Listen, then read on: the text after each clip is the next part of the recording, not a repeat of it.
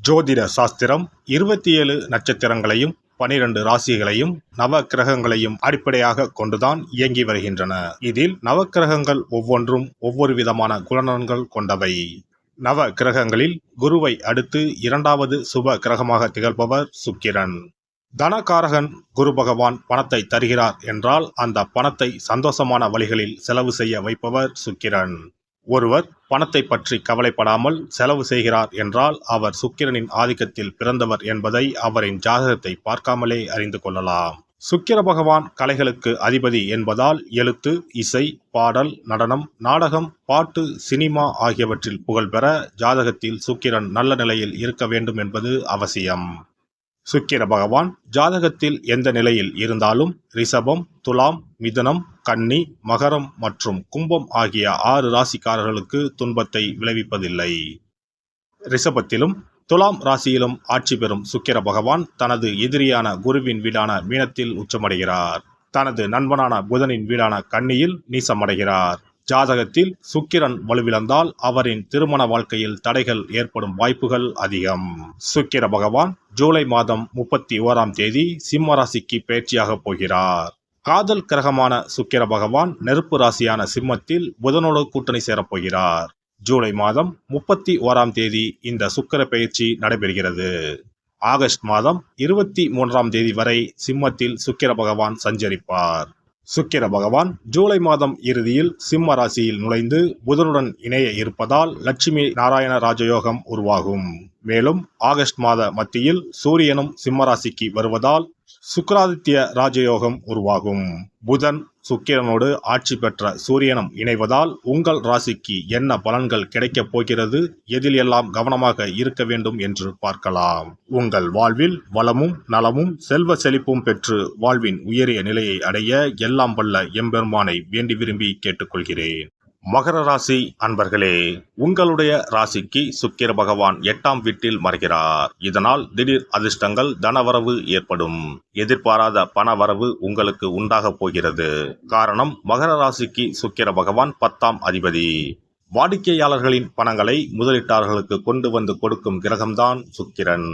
அப்படிப்பட்ட சுக்கிரன் உங்களுக்கு அஷ்டமத்தில் இருப்பது அதிர்ஷ்டங்களை தான் கொண்டு வரும்.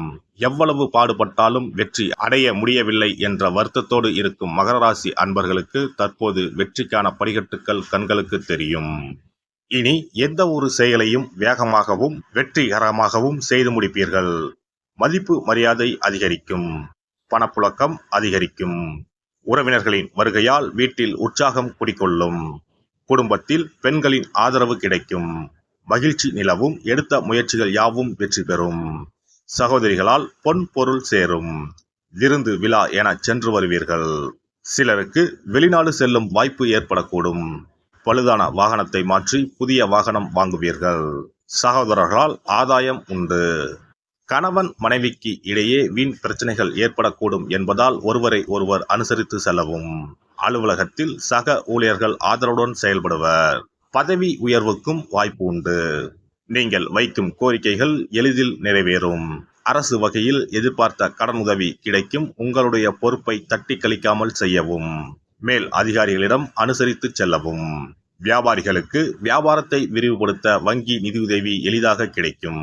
பங்கு வர்த்தகம் நல்ல லாபத்தை தரும். பொருளாதார வளம் மேம்படும். எதிரிகளின் இடையூறுகளை முறியடிக்கும் ஆற்றலை பெறுவீர்கள். பெண்கள் குடும்பத்தினரின் நன்மதிப்பை பெறுவீர்கள். உங்களால் குடும்பத்தின் மதிப்பும் மரியாதையும் அதிகரிக்கும்.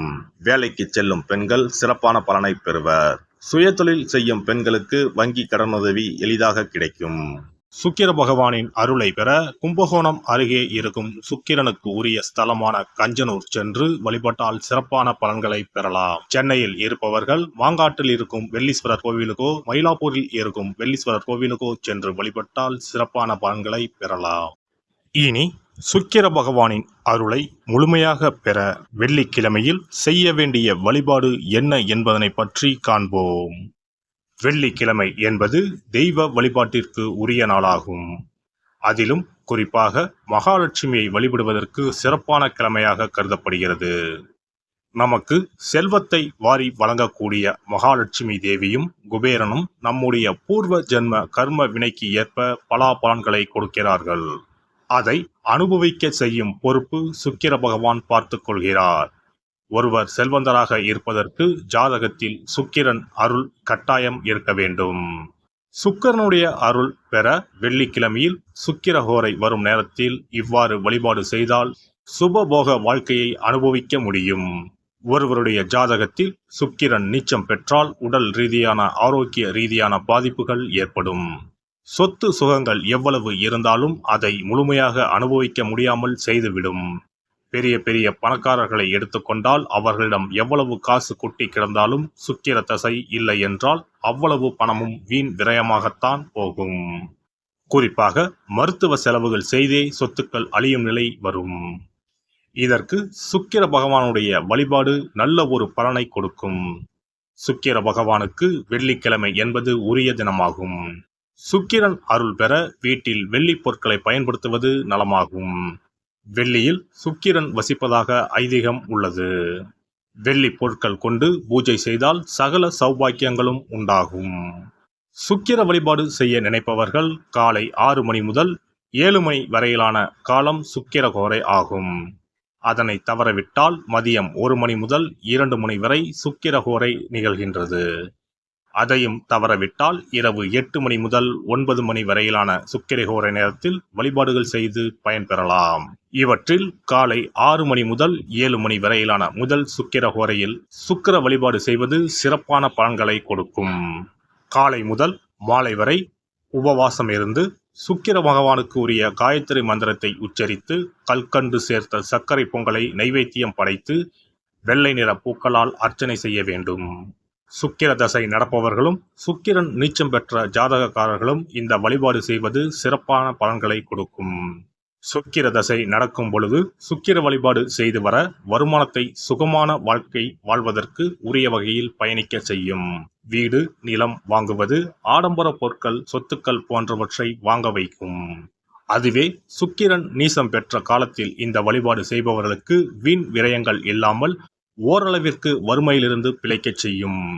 வெள்ளிக்கிழமையில் நவக்கிரக கோவிலுக்கு சென்று சுக்கிர பகவானுக்கு வெள்ளை வஸ்திரம் சாற்றி வழிபாடு செய்யலாம்.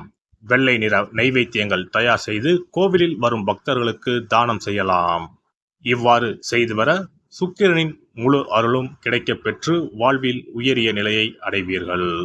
எல்லாம் வல்ல இறையருளால் நீங்களும் உங்கள் அன்பு குடும்பமும் உடல் நலம், நீலாயுள், நிறை செல்வம், உயர் புகழ், மெய்ஞானம் ஓங்கி வாழ்க வளமுடன்.